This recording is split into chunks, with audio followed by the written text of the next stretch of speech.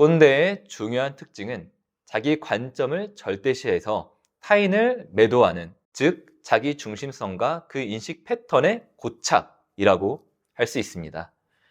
그들은 자신의 경험과 판단을 절대시하고 그것이 타인보다 우월하다고 여기기도 합니다. 쉽게 말하면 나만 맞고 다른 사람은 틀린 거죠.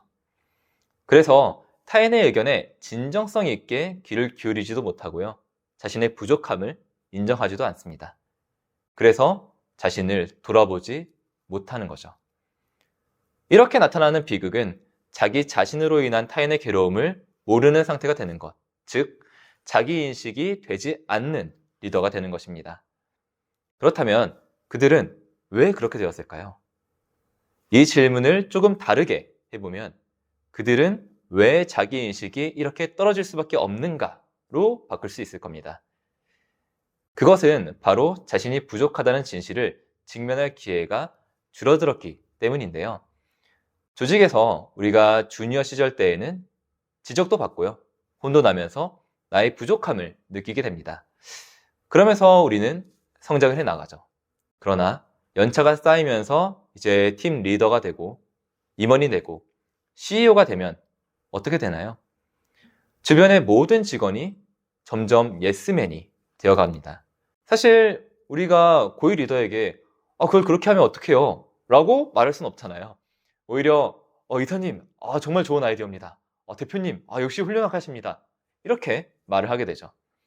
그러면서 리더는 나는 문제가 없다 라는 굉장히 거대한 착각에 빠지게 됩니다.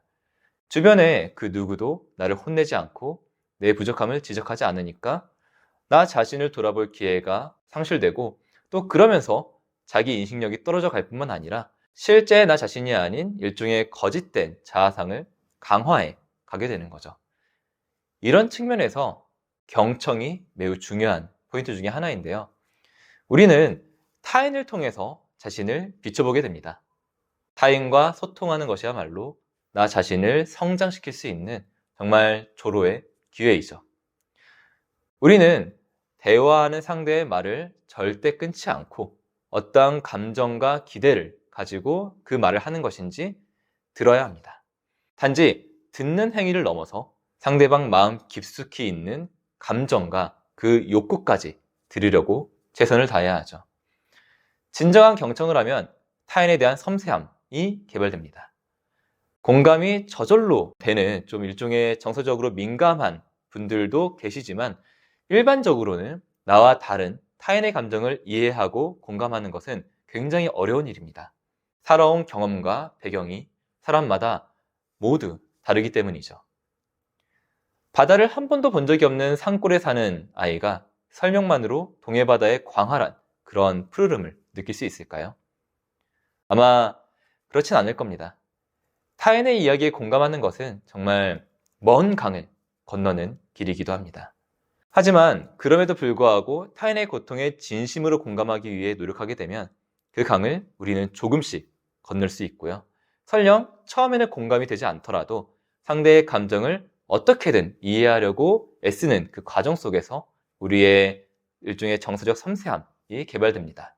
자신의 경험을 떠올려 보기도 하고요. 상대에게 질문을 하기도 하면서 나의 경험과 인식 범위를 확장할 수 있게 되죠. 그를 통해 타인이 겪는 어려움 그리고 고통에 우리가 조금 더 민감해짐으로써 우리의 시각이 자기 중심성에서 타인 중심성으로 옮겨갈 수 있습니다. 앞서 말한 대로 자기인식은 자신의 부족함을 아는 것이라고 말할 수 있는데요. 그런데 진정한 경청은 타인의 고통에 대한 민감함을 더해주고요. 또 나아가서 나의 부족함으로 인한 타인의 고통에 더욱 섬세해지며 나 자신을 돌아볼 수 있게 해줍니다. 꼰대는 자기 중심성의 고착 상태입니다. 그러나 진정한 경청은 타인 중심성의 확장 상태를 가능하게 해주죠. 이를 통해서 우리는 깊이 있고 인격적이며 훌륭한 리더십을 만들어갈 수 있습니다. 우리는 이러한 리더를 고평가합니다. 왜냐하면 리더십은 결국 인격이기 때문이죠. 감사합니다.